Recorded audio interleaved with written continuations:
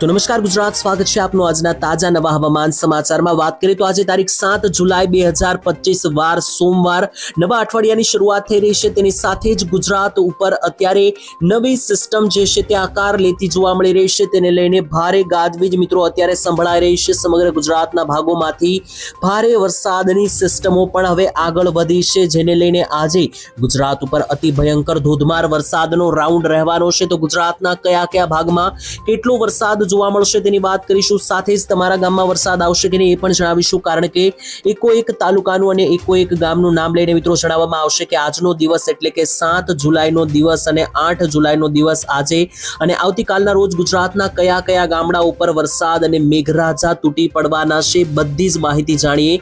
તો સૌથી પહેલા મિત્રો તમને જણાવી દઉં કે આ વિડીયોમાં આપણે ટોટલ 3 મુદ્દાઓ વિશે વાત કરવાની છે। પહેલા મિત્રો આપણે જાણીશું આ વિડીયોની અંદર કે હાલ આજે અને આવતીકાલે કયા ભાગોમાં મિત્રો જે છે તે વરસાદની આગાહી છે તેની માહિતી મેળવીશું। બીજા નંબર ઉપર જે હવે મિત્રો પખ નક્ષત્ર શરૂ થયું છે, તો આ નક્ષત્રને લઈને આગામી મિત્રો 5 દિવસ કેવા છે, આગામી 5 દિવસ ગુજરાત ઉપર કઈ વરસાદની સિસ્ટમો તાંડવ મચાવશે, તેની સાથે જ ઓલ ઓવર ગુજરાતનું હવામાન કેવું જોવા મળશે, નિષ્ણાંતોની શું આગાહી છે અને હવામાન ખાતું શું કહી રહ્યું છે, આ બધી જ માહિતી મિત્રો જાણવાની છે આજના એકમાત્ર વિડીયોની અંદર। તો વિડીયોને અંત સુધી જોતા રહેજો, જેથી કરીને આ બધી જ માહિતી મિત્રો તમને આ વિડીયોના ચેનલના માધ્યમથી આ વિડીયોના માધ્યમથી મળી જાય। તો સૌથી પહેલા તો મિત્રો જે ભયંકર અને અતિ ભયંકર ખૂંખાર સિસ્ટમ બનેલી અત્યારે જોવા મળી રહી છે, તેને કારણે સમગ્ર ગુજરાત ઉપર અત્યારે એક હેવી લો પ્રેશર અને અપર એર સર્ક્યુલેશન પસાર થઈ રહ્યું છે। મિત્રો જોઈ લ્યો તો ગુજરાતના ભાગોમાં અરબ સાગરથી પણ એક સિસ્ટમ બની રહી છે, તો બીજી તરફ મિત્રો અહીંયા જે છે તે બંગાળની ખાડીમાં પણ મિત્રો અહીંયા એક સર્ક્યુલેશન બની રહ્યું છે, કહી શકો કે એક મિત્રો લો પ્રેશર જે છે તે મિત્રો અહીંયા બની રહ્યું છે અને આ લો પ્રેશરને કારણે જે છે તે ગુજરાત ઉપર આગામી કલાકોમાં ભારેથી અતિ ભારે વરસાદની આગાહી છે। ટૂંકમાં મિત્રો જણાવી દીધું, ગુજરાત રાજ્ય ઉપર જે છે તે ખાસ કરીને આગામી 3 દિવસ 7, 8 અને 9 જુલાઈના રોજ ભારે વરસાદનો રાઉન્ડ છે। ત્યારબાદ 2 દિવસનો વિરામ 10 અને 11 તારીખે રહેશે અને ત્યારબાદ ફરી એકવાર 13 થી લઈને 15 જુલાઈ આસપાસ એક નવો રાઉન્ડ શરૂ થઈ જવાનો છે, તેવું નિષ્ણાંતો દ્વારા આગાહી આપવામાં આવી છે। તેની વચ્ચે આજે અને આવતીકાલનો દિવસ કેવો રહેશે તે મિત્રો આપણે મુદ્દે ખાસ કરીને મુદ્દાની વાત છે તે આપણે સૌથી પહેલા જાણવાનું છે, કારણ કે આજે જે છે તે મિત્રો ગુજરાત રાજ્યના મોટા ભાગના વિસ્તારો ઉપર વરસાદ મેઘ તાંડવ ફેલાવશે અને તેને લઈને સિસ્ટમો પણ તમે જોઈ લો તો ઓલ ઓવર ગુજરાત ઉપર અત્યારે મિત્રો ચારો દિશા તરફથી મજબૂત સાયક્લોનિક અને એક એન્ટી સાયક્લોનિક સિસ્ટમોને કારણે વરસાદ ભૂક્કા કાઢતો જોવા મળી રહ્યો છે। તેને કારણે આજે સમગ્ર ગુજરાત રાજ્ય ઉપર જે છે તે વરસાદ તૂટી પડવાને લઈને આગાહીઓ સામે આવી રહી છે, તેને મિત્રો માહિતી પણ આપીએ। તો જોઈ લો મિત્રો સમગ્ર મધ્ય ભારતના વિસ્તારો ઉપર જે છે તે મેઘરાજાની તોફાની બેટિંગ જોવા મળવાની છે, કારણ કે આ મધ્ય ભારતનો પટ્ટો છે અને ઓલ ઓવર મધ્ય ભારતના પટ્ટા ઉપર આજે કડાકા અને ભડાકા સાથેનો વરસાદ તૂટી પડશે તેવું લાગી રહ્યું છે। તો ચાલો મિત્રો એક પછી એક બધા જિલ્લાઓ વિશે વાત કરી લઈએ। સૌથી પહેલા મારે તમને આ સિસ્ટમ વિશે માહિતી આપવાની છે, જે રીતની સિસ્ટમો બની રહી છે।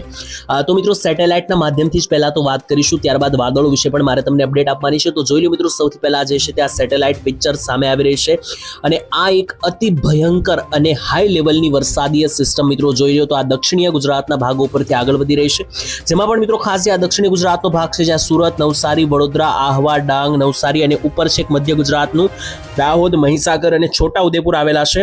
આ રસ્તામાંથી મિત્રો આ રીતની વરસાદીય સિસ્ટમ એક એન્ટર થઈ રહી છે, જે આજે આવતીકાલ સુધીમાં મધ્ય ભારત સુધી આ રીતની મધ્ય ગુજરાત સુધી અહીંયા સુધી પહોંચી જવાની છે, જેને કારણે ઓલ ઓવર દક્ષિણ ગુજરાત, ઓલ ઓવર મધ્ય ગુજરાત અને ઉત્તર ગુજરાત સાથે સૌરાષ્ટ્રમાં મિત્રો મેઘરાજા તૂટી પડવાના છે અને તેને લઈને વાદળો પણ મિત્રો અતિ ભયંકર કાળા ડિબાંગ બનવાની શરૂઆત થઈ ગઈ છે। સ્ક્રીન ઉપર તમે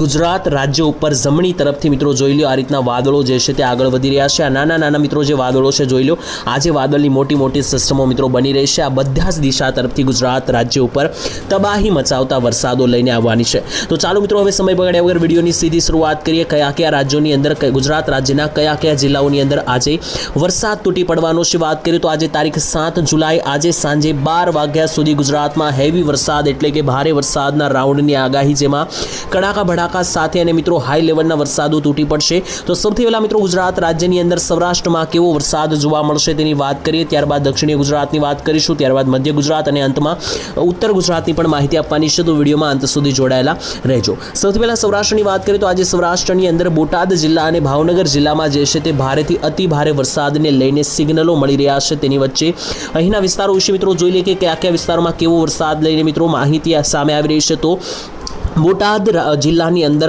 આજે બરવાળાથી લઈને ધંધુકાના વિસ્તાર, બાણગઢ, રાણપુર, ગઢડાના વિસ્તારોથી લઈને સાળીંગપુર અને માંડવા, તો આ બધા જ પંથકોની અંદર જે છે તે મિત્રો તમે જોઈ લો કે એક ખૂંખાર સિસ્ટમ બોટાદ જિલ્લાની ઉપર બની રહેશે અને આ જ સિસ્ટમને કારણે મિત્રો સમગ્ર બોટાદ જિલ્લામાં ભારેથી અતિ ભારે વરસાદનું જોર પણ જે છે તે બની રહ્યું છે. ત્યાંથી આગળ વાત કરી લે રાજકોટ જિલ્લાને લઈને, તો ઓલ ઓવર રાજકોટ જિલ્લામાં પણ આજે મિત્રો જે છે તે ભારેથી અતિ ભારે ધોધમાર વરસાદને લઈને સિગ્નલો મળી રહ્યા છે. મેઘરાજા રુદ્ર સ્વરૂપ ધારણ કરશે, તેમાં પણ આજે રાજકોટની અંદર રાજકોટ, શાપર, વેરાવળ, ગોંડલ, કાલાવાડ, ધોરાજી, ઉપલેટાથી લઈને મિત્રો જે આસપાસના વિછિયા, સરદારના વિસ્તારો છે, આ બધા જ વિસ્તારોની અંદર રાજકોટ જિલ્લામાં એક એન્ટી સાયક્લોનિક સિસ્ટમ બનવાને કારણે ભારેથી અતિભારે વરસાદીય ગતિવિધિઓ જે છે તે મિત્રો તોળાઈ રહેશે અને રાજકોટ જિલ્લાની અંદર અને ભાવનગરથી લઈને જામનગર સુધીનો જે સમગ્ર પટ્ટો છે તેની વચ્ચે આવતા બધા જ જિલ્લાઓમાં વરસાદો આજે તૂટી પડવાના છે.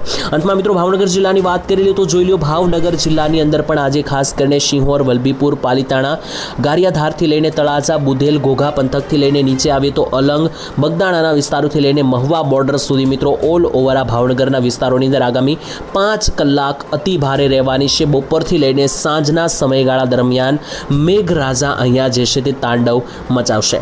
આગળ મિત્રો જોઈ લઈએ અમરેલી જિલ્લાને લઈને, તો અમરેલી જિલ્લામાં પણ આજે મધ્યમથી હળવા છૂટાછવાયા રેડા ઝાપટાને લઈને મોટા સિગ્નલો મળી રહ્યા છે. વરસાદીય સિસ્ટમો વેધર મોડેલ અનુસાર જોઈએ તો આજે મિત્રો અમરેલી જિલ્લાની અંદર લાઠી, તેની સાથે ચિત્તલ, બાબરા, જાત્રોડા, વાઘાણિયા, દેવરાજ્યા, બગસરા, કુંકાવા, વાડિયા, દેરડીથી લઈને નીચેના વિસ્તારો મિત્રો જોઈ લો તો છાલાળાથી લઈને લુંઘિયા, ધારી, જીરા, સાવરકુંડલા, દુધાળાથી લઈને ખાંભાના વિસ્તારો, રાજુલા, લીલિયા અને સાવરકુંડલા સહિતના આ જેટલા પણ મિત્રો અમરેલી જિલ્લાના વિસ્તારો છે, આ સમગ્ર જિલ્લાઓની અંદર જે છે તે અતિ ભારે વરસાદના રાઉન્ડો જોવા મળશે.